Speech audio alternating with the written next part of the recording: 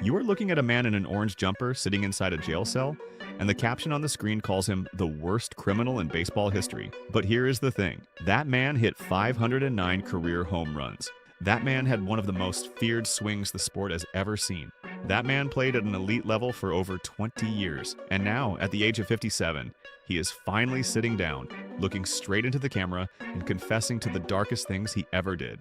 That man is Gary Sheffield. And if you thought you already knew his story, you do not, because what he has admitted to is worse than anything the tabloids ever printed about him. If you are enjoying this deep dive, do one thing right now before we keep going. Use the hype feature and give this video some hype. It really does make a difference, and it helps bring more stories like this one to the channel. Let us get one thing straight before we go any further. Gary Sheffield was genuinely great. The talent was not a myth. The swing was not luck. He was a first-round draft pick for a reason. He made 10 All-Star teams, he won a batting title, he nearly took home the Triple Crown. He posted an on-base percentage of .393, more walks than strikeouts across his career, and an OPS plus of 140, which means he was 40% better than the average player of his era. There are players in the Hall of Fame right now who never came close to those numbers. But talent is not the same as character, and this is a story about character, about what Gary Sheffield did when the cameras were off, when the deals went bad, when the organizations turned on him, and when the man he trusted most handed him something he should never have touched. This is the story of the intentional errors, the 1986 arrest, the BALCO cream, the federal grand jury, the Mitchell report, and the 7 men who watched him self-destruct up close. By the time this is done, you will understand exactly why one of the greatest hitters who ever lived is still sitting outside the Hall of Fame at 57 years old. Sheffield is not coming to this story with regret. He is explaining, giving his version of every decision people have spent decades judging him for. Some of it reveals a man genuinely mistreated by systems with no interest in his well-being. But some of it only sounds reasonable if you are willing to forget who the victims actually were. Now, let us get into it. The story does not start in a major league clubhouse. It does not start with a press conference or a contract dispute. It starts in a neighborhood in Tampa, Florida called Belmont Heights. And from the very beginning, the signs were all there if you knew how to read them. Sheffield grew up in a household that included his mother, Betty, and his uncle, Dwight Gooden. Gooden was not just any uncle. He was one of the most dominant pitchers in baseball history, and he was only 4 years older than Sheffield. That meant they were not just family. They were peers, rivals, training partners, and measuring sticks for each other. By the time Sheffield was 6 years old, he was already trying to catch Gooden throwing at 90 miles per hour. They used broomsticks and rocks to sharpen what people would later call a lightning-quick swing. The training was serious, relentless, and elite from the very start. That environment created a hitter with almost supernatural reflexes, but it also created something else. It created a young man with no tolerance for being disrespected. In Sheffield's world, excellence was the expectation, and anything that got in the way of it, any person who stood between him and what he believed he deserved, was an enemy. The first documented example of this volatility came during the Little League. Sheffield was benched for missing a practice. A normal kid goes home upset. Maybe he complains. Maybe he cries. Gary Sheffield chased his coach across the field with a baseball bat. He was suspended for 1 full year. Read that again. A child chased his coach with a bat over a benching, and the lesson he took from that punishment was not that he had done something wrong. The lesson he took was that people who disrespect him will face a reaction. That belief, that disrespect, requires retaliation, became the engine that drove almost every controversy of his professional life. It started with a bat in a Little League field. It ended with baseballs thrown into the stands on purpose in a major league stadium. Now let us move to where the public story of Gary Sheffield's darkest chapter truly began, and that takes us to December 14th, 1986. A night in Tampa that shattered something in him that never fully healed. Sheffield was 18 years old, fresh off being drafted in the first round by the Milwaukee Brewers. His future looked enormous. He was out with his uncle Dwight Gooden and 3 other associates, leaving a basketball game at the University of South Florida. The group was in 2 cars, a silver Mercedes-Benz and a red Corvette. Police pulled them over for an alleged traffic violation. What happened next depends entirely on who is telling the story. Police described a routine stop that escalated into a furious fight. The people who were there described something different. Witnesses said Gooden was beaten to the ground with nightsticks and flashlights before being shackled. Sheffield watched his uncle being hit, being restrained, being humiliated on the street, and he stepped in. He intervened. And when he did, he was beaten unmercifully. That was the word used to describe what happened to him. Unmercifully, when the legal process concluded, Sheffield pleaded no contest to charges of resisting arrest and battery of a police officer. He was placed on 2 years of probation. An 18-year-old first-round draft pick walking out of the best night of his young life, ending it with a criminal record. Not the officers, not the people who, according to witnesses, put a man on the ground with nightsticks. Sheffield. There are two sides to every story involving law enforcement. The era was different. Accountability was rare, but the legal outcome is what it is. Gary Sheffield, age 18, pleaded no contest to battery of a police officer. That record did not disappear. It attached itself to his name and stayed for the rest of his career. What the arrest did to him internally was far more lasting than the probation. Sheffield came out of that night convinced that every institution, every authority structure, every management system, every front office was part of the same power structure that had beaten him on the street. That belief shaped every fight that followed, every public accusation, every refusal to comply, every act of sabotage. And now we come to Milwaukee.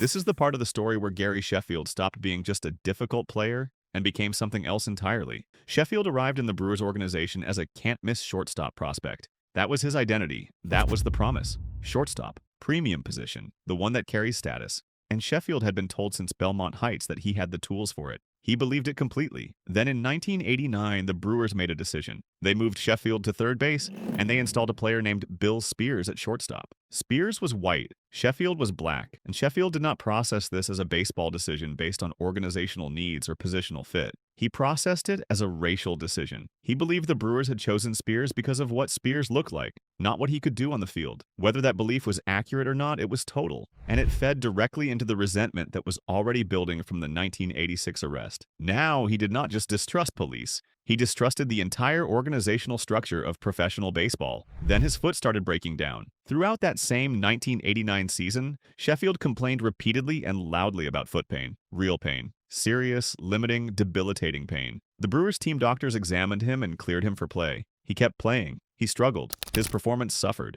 Management did not extend sympathy. They demoted him to AAA. And it was only after that demotion, after being sent down and pushed aside, that a secondary medical examination confirmed what Sheffield had been saying all along. There was a legitimate fracture in his foot. He had been telling them. They had ignored him. And when ignoring him became impossible, they punished him for it rather than treating him. For Sheffield, this was not a medical error in a vacuum. This was proof. Proof that the organization viewed him as a commodity and not a human being. Proof that when the product underperformed, they disposed of it rather than tending to it. The hate he built toward Milwaukee general manager Harry Dalton during this period was something he described openly later in life. He said he wanted to hurt Dalton, not with his hands, but professionally. He wanted the organization to hurt the way he was hurting, and eventually he found a way to make that happen. It was not legal, it was not ethical, but it was deliberate. In 1992, Gary Sheffield sat down with the Los Angeles Times and said something that no professional athlete had ever said that openly and that clearly before. He admitted that during his time with the Milwaukee Brewers, he had deliberately committed errors.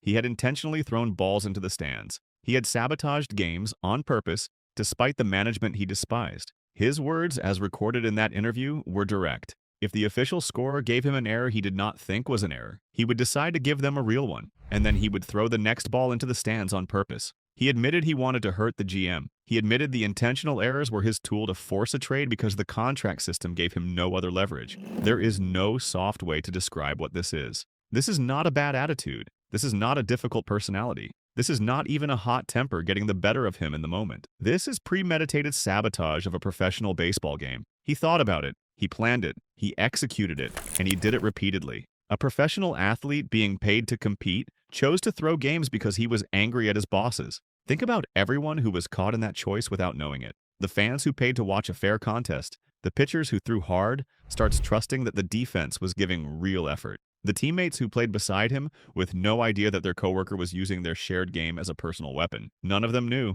None of them agreed to be part of Sheffield's revenge plan, but they were in it anyway, because Sheffield decided his feelings came first. This is the most fundamental violation of what it means to play professional sports. There is one rule above all others. You compete. You try. Every game, every inning, every at-bat, you compete. And Gary Sheffield broke that rule by his own words because he felt disrespected by a general manager. And here's the part that makes it even harder to defend. It worked. The trade eventually came through. In March of 1992, the Brewers sent Sheffield to the San Diego Padres, and within a season, he was nearly winning the Triple Crown. He took the National League batting title with a .330 average. The talent was always real, but he had just proven to the world that he would hide it, suppress it, and use it as a weapon based entirely on whether the people around him were treating him the way he demanded to be treated. The move to San Diego gave Sheffield a fresh start, and he performed at an elite level the moment he felt respected. Critics were already connecting dots. Here was a player who had turned a baseball game into a personal revenge tool. The cancerous teammate label was not invented by reporters sitting in press boxes making things up. It was earned through documented behavior. It was earned through a 1992 interview where Sheffield himself handed over the evidence. That label followed him. It followed him through San Diego, through Florida, through Atlanta, through Los Angeles, through New York. 8 teams over 22 years. And at every stop, the question was the same. Will he play hard for you, or will he decide you do not deserve his best? Now we come to the chapter that moved Sheffield's story from the sports pages into the federal courts. BALCO, the Bay Area Laboratory Cooperative, the center of the biggest performance-enhancing drug scandal in baseball history. Run by a man named Victor Conte, the operation produced substances that were not just illegal. They were specifically engineered to be invisible to drug testing systems, not ordinary steroids you might find documented in a medical journal. Substances built in a laboratory with one purpose: to help athletes cheat while making the cheating impossible to detect. Sheffield's connection to BALCO began in the winter of 2001 and 2002. He accepted an invitation to train at the home of Barry Bonds on the San Francisco Peninsula. Bonds introduced him to a trainer named Greg Anderson. Anderson provided the substances. Bonds, according to Sheffield's later testimony, gave him one simple instruction about the whole arrangement: do not ask questions. Just trust me. You are going to be okay. On December 11, 2003, Sheffield sat before a federal grand jury. He admitted to using a testosterone-based substance known as the cream. He maintained throughout the testimony that he was misled by Bonds and Anderson. He said he believed the cream was a legal balm for the surgical scars on his knees and for arthritis he was managing. He did not know, he insisted, that it was a performance-enhancing drug. Let us look at what the cream actually was. It was a formulation designed to deliver testosterone directly through the skin, designed specifically to alter muscle composition and reduce body fat. And the reason the delivery method was so elaborate was not for medical benefit. It was designed to make the testosterone ratio in the body appear normal during testing. In other words, it existed specifically to help people cheat and avoid detection. Then there was the clear, a substance with the scientific name tetrahydrogestrinone, or THG. This was a designer anabolic steroid created from the ground up to be completely undetectable by the drug screening technology in use at the time. There was no version of taking the clear and getting caught on a standard drug test. It was invisible by design. The PDF also describes what were called red beans, steroid pills administered as part of the overall regimen provided to Sheffield and others connected to BALCO. Sheffield said he believed these were supplements, vitamins, healing aids, legal tools to stay healthy. He said Bonds told him not to ask questions, and he listened. A professional athlete preparing to put an unknown substance into his own body, told by a peer not to ask questions. And he did not ask a single one. No doctor, no pharmacist, no ingredient list, no research. He trusted Bonds. And that trust led him straight to a federal grand jury seat. The fallout between Sheffield and Bonds came from more than just the investigation. Money entered the picture. Bonds had told Sheffield he would cover the cost of the substances from BALCO. Then Bonds walked back that promise. Sheffield ended up paying $10,000 to BALCO out of his own pocket. And when that payment was made, it left a paper trail. A FedEx receipt dated February 2003 documented the transaction. That receipt was the evidentiary thread that investigators pulled on. That piece of paper put Sheffield's name into the 2007 Mitchell Report. The Mitchell Report was not a tabloid rumor sheet. It was a commissioned investigation by Major League Baseball into the widespread use of performance-enhancing drugs during what is now called the steroid era. It cited evidence, it named names, and in 2007, Gary Sheffield was on that list. His response, as always, was defiant. He admitted acquiring the substances, but he refused to admit knowingly cheating. He insisted the distinction between taking what he believed was legal and intentionally doping was the only distinction that mattered. He refused to apologize. He refused to back down. But the world of Baseball Hall of Fame voting does not operate on the principle of what you believed. It operates on what can be proven and what cannot be ignored. Sheffield's late career power numbers, still elite as he pushed into his late 30s, now carry a question that no statistic can answer. How much of that production was pure Sheffield, and how much came from the lab? That question does not need a definitive answer to do damage. The existence of the question is enough. The 2007 Mitchell Report turned Sheffield's Hall of Fame odds from uncertain to nearly impossible. And when you lay the numbers next to the narrative, the tragedy becomes clear. 509 career home runs, a batting average of .292, an on-base percentage of .393, an OPS plus of 140, meaning 40% better than the average player of his era. More walks than strikeouts. Those are Hall of Fame numbers by any legitimate measure. But the career WAR, wins above replacement, sits at 60.5. The average Hall of Fame right fielder carries a WAR of 71.1. That is a significant gap. And much of it comes from defensive value that ranks among the historically worst for his position in the entire sport. Which brings us back to Milwaukee. Because every time a voter looks at those defensive numbers, the 1992 interview is sitting right next to them. And the question that cannot be answered is, how much of the bad defense was ability, and how much was deliberate? Sheffield himself said he committed intentional errors. So every defensive number he ever posted now lives under a shadow. He did not build that shadow, but he certainly handed others the materials to construct it. Now let us talk about the people who watched this up close and came away from the experience with lasting friction. Because when one person clashes with you, that is life. When two people clash with you, maybe it is a bad run. But when 7 named individuals, teammates, opponents, and peers all end up in documented conflict with you across different teams and different decades, that is a pattern. And patterns are honest things. We are going to go through these conflicts in reverse order, starting with number 7 and counting down to the one that did the most lasting damage. Number 7. Roberto Alomar. The friction between Sheffield and Roberto Alomar was not a screaming match or a clubhouse brawl.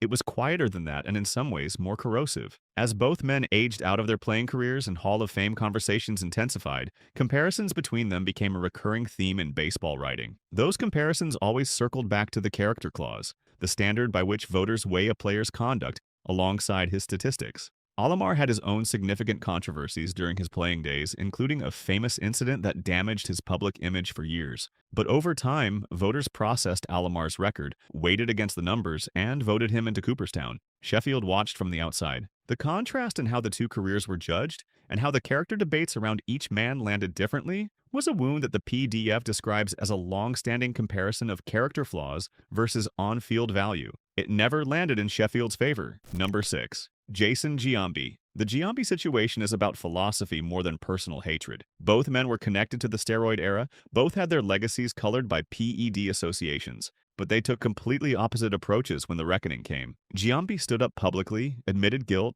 expressed remorse, and apologized. And over time, the baseball world moved toward forgiving him. Sheffield watched that process and rejected it entirely. His position was that an apology would be a lie because he did not believe he had knowingly cheated, and he was not going to say something he did not believe. In the court of public opinion, that principled refusal looked like arrogance rather than integrity. Giambi bent under the pressure. Sheffield refused to, and in a moment where bending turned out to be the smarter play for reputation management, Sheffield's refusal made him look worse by comparison. Some in old-school baseball circles saw Giambi's apology as a betrayal of collective player silence on the PED era. Sheffield himself seemed to see it that way, but the public scorecard on that call did not favor Sheffield's side. Number 5. Tony Womack. Sheffield's conflict involving Womack was not a two-man rivalry. It grew from what Sheffield claimed he witnessed inside the New York Yankees clubhouse under manager Joe Torre. Sheffield went public with an accusation that Torre would call out black players like Womack in front of the entire team in the open clubhouse for everyone to hear. But when white players made mistakes or fell below expectations, Torre would bring them quietly into his private office for a conversation no one else could see. Sheffield believed this represented a clear and deliberate double standard in how the manager disciplined his players along racial lines. He said it publicly. He said it on record, and Womack's name became attached to the accusation in a way Womack almost certainly did not want. Sheffield framed himself as defending players who were being treated unfairly, but his method of defense was to make the situation as large and as public as possible. That approach created tension rather than resolution. Number 4. Kenny Lofton. Lofton was named in the exact same context as Womack. Sheffield specifically cited Lofton as another veteran black player who was called out publicly by Torre, while white players received private handling. Lofton was experienced. He was accomplished. He did not need his name attached to a public racial controversy involving a manager and a teammate. But Sheffield dragged the situation into the open air, and Lofton's name came with it. The fact that Sheffield named both Lofton and Womack shows how convinced he was that he was watching a pattern. His instinct that perceived patterns must be confronted publicly rather than managed quietly was consistent throughout his career. But that instinct kept turning situations that might have been contained into situations that spread wider than anyone involved wanted. Number 3. Bill Spears. The conflict with Spears goes back to Milwaukee and the 1989 positional shift that Sheffield believed was racially driven. Spears was installed at shortstop. Sheffield was moved to third base. Sheffield, who had been scouted, drafted, and developed as a shortstop, saw this as the organization choosing a white player over a black player for a premier position, and doing so not on merit but on race. Spears was not a villain in any traditional sense. He was a player who took the position that was offered to him, but in Sheffield's worldview, he became the symbol of everything Sheffield felt was wrong with how baseball organizations manage black talent. The resentment toward that 1989 decision was one of the original sparks of the rage that eventually led to the intentional errors. Spears was at the start of a chain reaction that ended with Sheffield throwing baseballs into the stands during professional games. Number 2. Derek Jeter. This one is complicated in ways that the others are not. Sheffield and Jeter were teammates on the New York Yankees. Sheffield later said Jeter was his best friend on the team, and yet what Sheffield said publicly about Jeter created damage that friendship could not fully repair. Sheffield described Jeter as black and white rather than fully black. His argument was that Jeter, as a biracial player, was able to navigate the institutional culture of the Yankees in a way that fully black players on the roster could not. He suggested that Jeter's comfort within what Sheffield described as white institutional standards gave Jeter access, protection, and leadership credibility that other black players were not granted. He was saying in public that the captain of the Yankees owed his status partly to his ability to fit into a white power structure. This was not a small comment to make about a teammate. Jeter was the face of one of the most scrutinized franchises in professional sports. For a teammate to publicly question the nature of his leadership and tie it to racial identity was an explosion inside an already tightly wound clubhouse. Sheffield later softened the framing and emphasized the friendship, but words that have been said on the record do not unsay themselves. The damage to internal cohesion was real and documented, and it cost Sheffield relationships he could not afford to lose at that stage of his career. Number 1. Barry Bonds. This is the conflict that did the most harm to Sheffield's legacy, and the most harm to his freedom. The connection began as a training arrangement and ended as the kind of betrayal that a person carries for decades. Sheffield went to Bonds' home in the winter of 2001 and 2002, looking to get better, looking to extend his career, looking to get an edge from a player who was at the absolute peak of his powers. Bonds introduced him to Greg Anderson. Anderson provided the substances, and Bonds, according to Sheffield's federal testimony, told him explicitly not to ask questions and to trust him. Sheffield trusted him. He took the cream. He took what he was given. He did not consult a doctor. He did not ask for an ingredient list. He did not research what he was putting into his body. He trusted Barry Bonds. And the trust ended with Sheffield sitting before a federal grand jury on December 11, 2003, trying to explain why he had used testosterone-based substances that were designed to evade drug testing. It is worth pausing on the sheer recklessness of that decision. Sheffield was a professional athlete whose entire livelihood depended on his body performing at peak level. He had dealt with surgeries. He had dealt with a foot fracture. His physical condition was literally his career. And when someone handed him an unknown substance and told him not to ask questions, he complied. No second opinion, no independent verification. He just used it. The argument that he did not know what he was taking is probably true, but not knowing because you deliberately chose not to find out is a very different kind of innocence than not knowing because no one told you. Then came the money. Bonds had promised to cover the cost of the BALCO substances. Bonds did not. Sheffield paid $10,000 himself. That payment created a paper trail. A FedEx receipt from February 2003 documented the transaction. That receipt was the link that investigators needed. That piece of paper put his name in the Mitchell Report 4 years later. And the Mitchell Report turned Hall of Fame conversations about Gary Sheffield into something close to a closed case. Sheffield has described the Bonds relationship as a manipulation,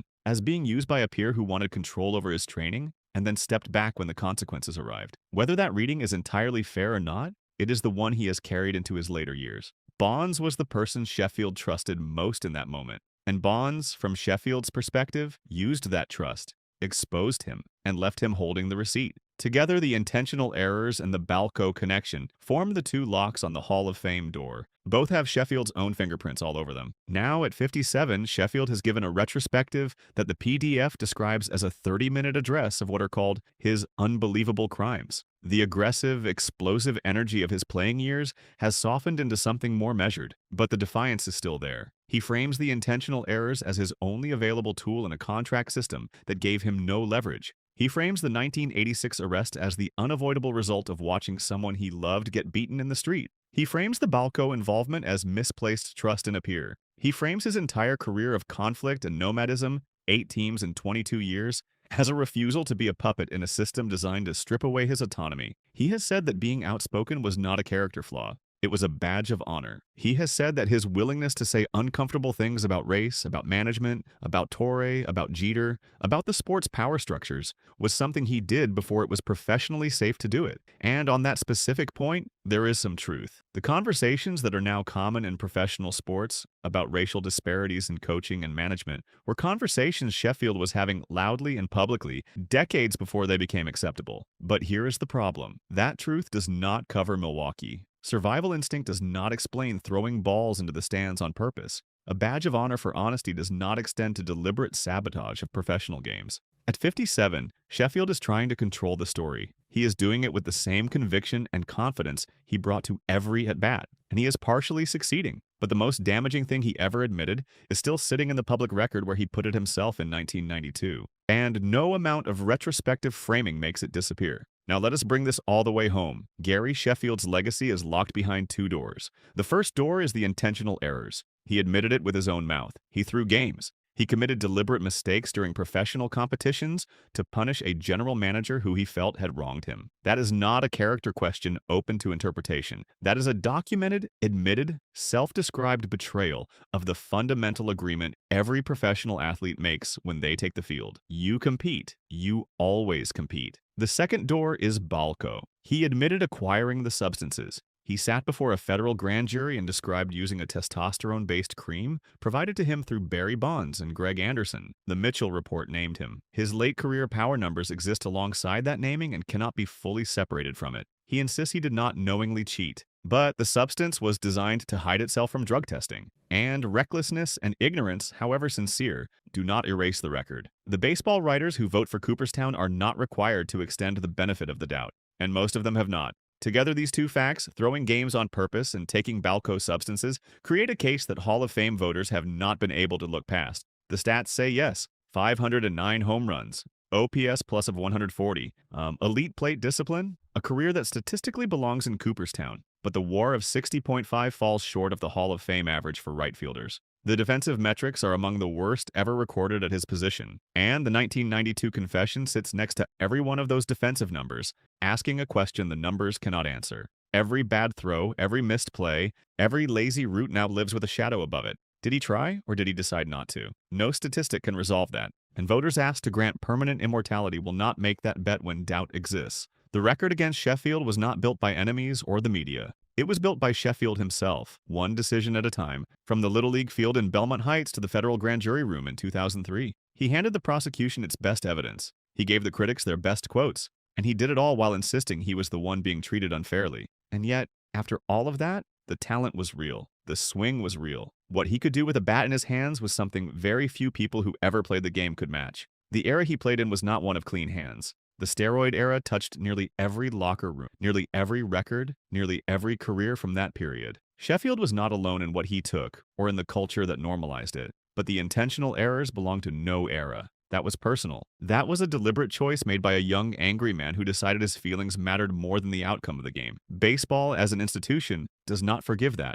So who is he really? A villain who threw games, took illegal substances, and burned bridges across 8 organizations? Or a victim, beaten by police at 18, whose injury was dismissed by team doctors, maneuvered out of his position, and ultimately manipulated by the peer he trusted most? The honest answer is that he is both, and the most honest thing you can say about him is this. You can look at what was done to Gary Sheffield and understand why he was angry. You can acknowledge the injustices and the systemic failures and the real racial dynamics he experienced. And you can still say clearly and without hesitation that throwing professional baseball games on purpose was wrong. Both things are true at the same time. He was great, he was wronged, he made choices that cannot be defended. And he now sits outside the Hall of Fame at 57, telling his story with full conviction, still refusing to apologize, still refusing to bend. The Hall of Fame door stays closed because narrative in the end outlasted data. And the narrative of Gary Sheffield was built in public by Gary Sheffield, using his own words. He is not a passive victim of circumstance. He took actions that he fully controlled. He made admissions that he did not have to make. He said things in public that he knew would cost him. And he did all of it with the full confidence of a man who believed his version of events was the only version worth telling. That conviction is what made him great at the plate. And it is exactly what kept him standing outside the gates of Cooperstown. You can admit he was one of the best hitters who ever lived, and you can still admit that the damage was real. Drop a comment below and tell me what you think, because this story does not have one clean answer and the debate remains very much alive. Is Gary Sheffield a villain, a victim, or both? Like this video if it kept you watching, subscribe so you do not miss the next one, and stay right here because there are more stories exactly like this one coming your way.